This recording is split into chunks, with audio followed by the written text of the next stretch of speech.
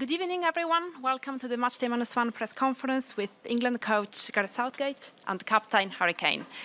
You know the drill by now, but can I please remind you to wait for the microphone and raise your hand before asking a question. Questions in one of the interpreted languages, which today are English, German, Slovakian and Italian. And introduce yourselves and your outlet. Can we start with, Rob Dorset, Sky Sport? Hi Gareth, hi Harry. Rob Dorset from Sky Sports News. If I can do a quick one to each of you, that would be great. Gareth first, England's performances in the group stages have been analysed to death. But this is the start of the knockout stages now, so I wonder whether you start afresh, you turn a page, and whether it feels to you like the real business starts now, and maybe you've seen the intensity level amongst the players kind of increase in the last day or so.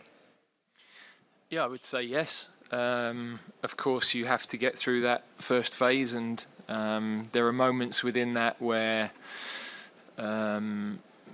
always in that second game, if you keep pushing, you can lose a game, and if you get a point, you know you're through. So that affects some of the actions at certain moments. And now you're into that world of it has to happen on the day. You've got to go for it. We've been here before many times. We know what it entails. I think everybody's excited now about the challenge, and we know we play a very good opponent, and so we have to be right on our game with and without the ball. And we know that some parts of our game we've executed well, and some we need to do better. But I've seen a lot of signs within the game against Slovenia and since then that's starting to come. So yeah, I'm excited about the game tomorrow. Harry, is that still on? Harry, we've been looking at your stats. 6 goals in your last 6 knockout games for England. Those would suggest this is when you come alive. Does something change inside you? I'm not too sure. I think it's kind of the process of the tournament as well. I think naturally you get physically stronger, naturally you get sharper as you play more games. So we've had 3 games in a short space of time. So I feel like not just for me, but a lot of the players come into their peak sharpness at the knockout stage, and that's what I've found in especially recent tournaments as well. So yeah, look. Being the striker in the team, obviously, I want to score goals and help the team get through to the next round. But yeah, if it's not me who scores and we get through anyway, I'm not going to complain. But yeah, it could be down to just the sharpness aspect of it. But ultimately, I enjoy these games. I think yeah, knockout football is a different prospect to group stage, and we've handled that well in the past, and now it's time to do that again. Hello, Harry. Jan Jasenka, Sportdeska. What are your thoughts of Slovakian squad, and what do you expect from them in tomorrow's game? Thank you. Yeah, I think they've got some. Well, they have some great players. I think their biggest aspect is them as a team. I think they like to press high with a lot of intensity and make it difficult for the opponent. And then they like to keep possession. They like to play out and use the pivot to control the game. So yeah, it's going to be a tough game. We're expecting, like I say, a physical team with a lot of quality. So we're going to have to be ready for that. But as always, we prepare like we prepare for any team. We always feel like we're capable of getting the result we want, but we know we're going to have to be on the top of our game to reach that. James Robson, Associated Press. Gareth, I think you've mentioned a couple of times since the other night that you understand what the way the fans are feeling about you. I just wonder what you actually mean by that, because I think before the tournament you said something like you can't keep standing in front of them with the same message because they don't want to keep hearing it. So I just wonder what you mean by that when you say you understand the way they feel towards you. To be honest, it's irrelevant. The most important thing is the support for the team. And what I said the other night was to try to make sure that we get the sort of support the team got in the stadium in the second half. Simple as that. My job is to create the best possible environment for the players to fight their cause at the right times, to take responsibility at the right times, and the team need the fans, so they should never underestimate what a lift it gives to the team when they are like they were in the second half against Slovenia. And I'm certain going into this knockout phase they're going to be the same. They're going to be right behind the team, and it gives the team such a lift, and that's all that matters. Hi, Henry Winter, World Soccer. Harry, a question for you, if I may. What is your message, on the back of what Gareth just said, what is your message to the England fans?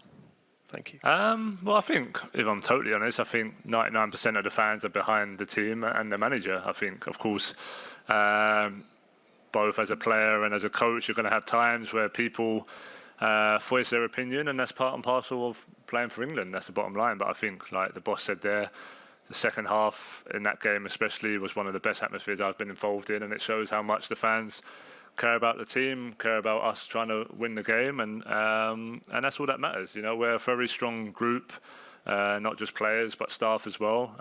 We know what it's taken to achieve what we've achieved in the last kind of 6 years or so, or longer. And we know it's going to be, you know, a very tough journey from now until the end of this tournament if we want to go all the way. So that's all that matters, is fighting for each other on the training pitch, on the match pitch.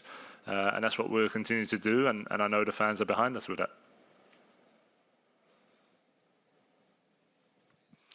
Hi, Gareth. Hi, Harry. Jerry Lawton, Daily Star. Massive day tomorrow. But 21st birthday is pretty big for somebody today.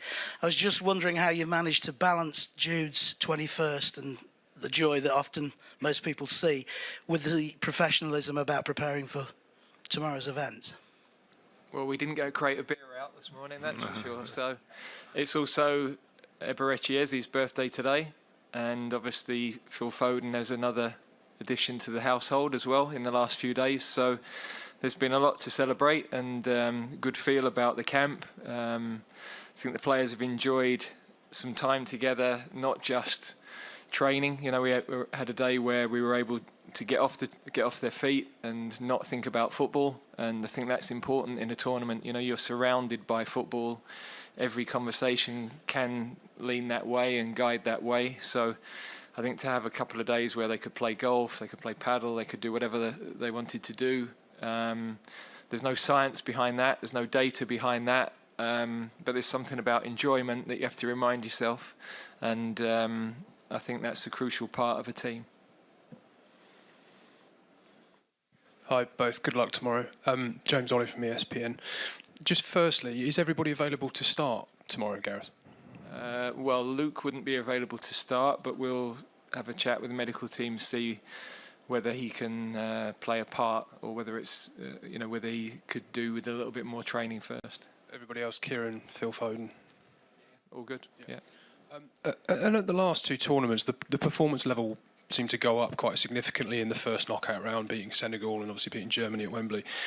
How much confidence can you take from that? And is sort of the reality that nobody will really care about the rights and wrongs of the group stage if you get it right from here?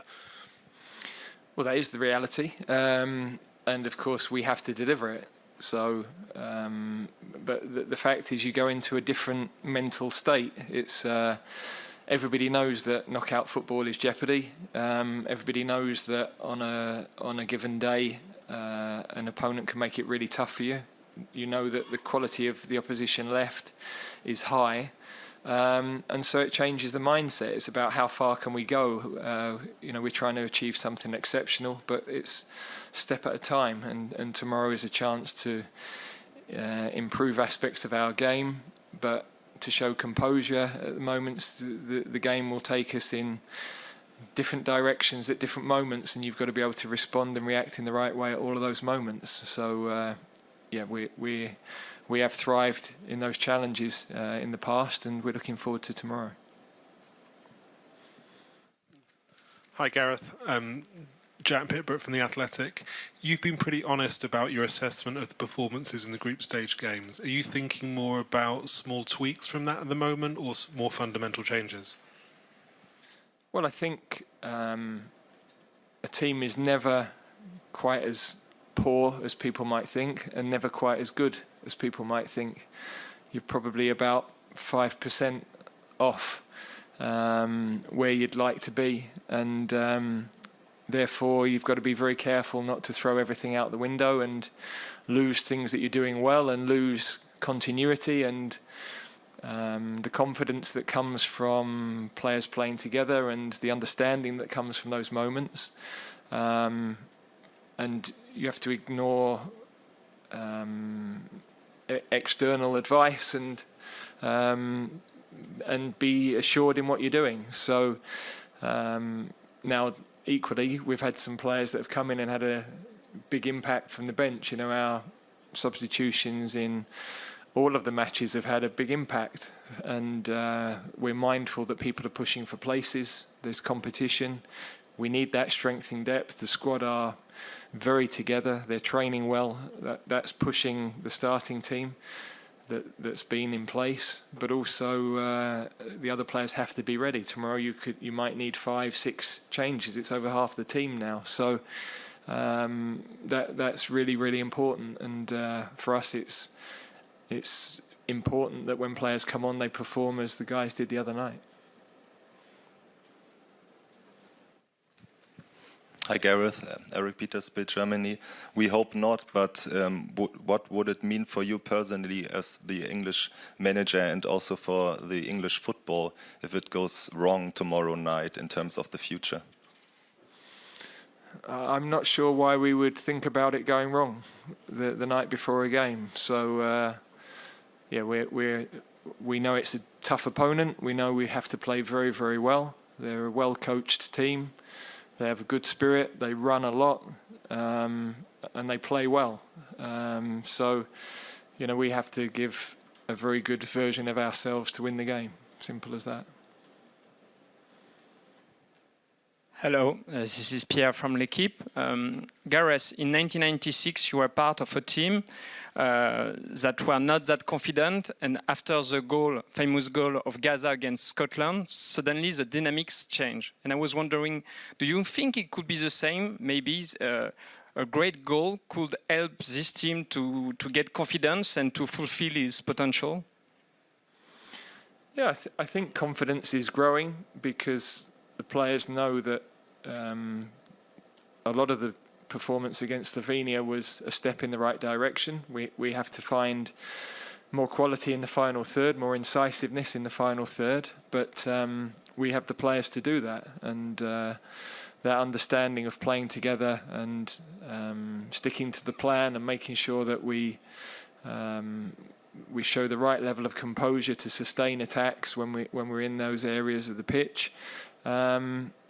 All of those things will add to the performance. So, of course, goals have a huge impact on individuals and huge impact on teams, but it doesn't necessarily have to be just one moment. I think you have to keep showing evidence of what you're doing well and building belief in what you're doing. Question for Gareth. Another question about the psychology ahead of a big game like this. What do you say to the players? Do you just talk about how big and important this game is to so many people, or can it sometimes be better to make sure that the fear of losing doesn't overpower or limit the performance? Yeah, we shouldn't have a fear of losing. It's about opportunity, you know. You're trying to reach for something that's a challenge, and we've lost football matches before, and you wake up the next morning, you feel pretty poor about it, but life goes on, you know. So when you're at that point and that you can handle the worst that could happen, then you're free to go and try and win the game. And I think with the players we have, they've got great experience of knockout matches. I think that's really helpful. The senior players have shown great leadership through this whole tournament. They're passing on their experiences to the players that haven't been involved in a tournament before. And as a group, they're you know, mixing, bonding, understanding each other better. The more time you spend with people, the better you get to know them, the more those bonds build, and you start to enjoy each other's company and understand people better. So that's part of forming a team, and I've liked how I've seen that over the last few days. Yeah, last couple of questions. Thank you. Dan Rowan, BBC. Gareth, we were asked about Jude a little earlier, and he said after the Slovenia game that he felt absolutely dead, as he put it. There were a few concerns about that language. Maybe he was struggling with burnout after a very intense season with Real Madrid, a fantastic season, but a long one. Are you concerned about the impact of the campaign he's had? Is he feeling the effects of that? Have you had to consider resting him, or is he in good order? No, I think when you're walking off a pitch and you've given everything, you're inevitably going to feel physically in a certain way and perhaps emotionally in a certain way. So he missed a period towards the end of the season with an ankle injury, and then towards the end of the season he didn't play every game because they were preparing for a Champions League final. So I think he will have benefited from the matches we've had, and then the recovery period in between, as have a number of players really. But of course we've always got to be mindful of the quality we have to be able to come into the game, the freshness, how freshness might make a difference in the latter stages of matches. But yeah, I'm not concerned about where he's at in terms of his condition at all. He's obviously smiling a lot today. It's a big day for him, and a reminder of his age and how well he deals with all the expectation around him at a remarkably young age. You know, I can think of few players who've had to live in that world, and I can understand that his world is different to most other 21-year-olds that I know. So he's dealing with that exceptionally well. Gareth, this game is your 99th in charge of England, which is an extraordinary statistic and record in its own right, which I know how proud you are of that, especially in light of the way you've been treated personally in recent days. But there's an obvious question about how desperate you are to make your century. Yeah, that whatever the total will be a number you look back on. When you finished, I got 57 caps. I'm proud of every one, but just getting caps wasn't why I wanted to play for England. I wanted to win things.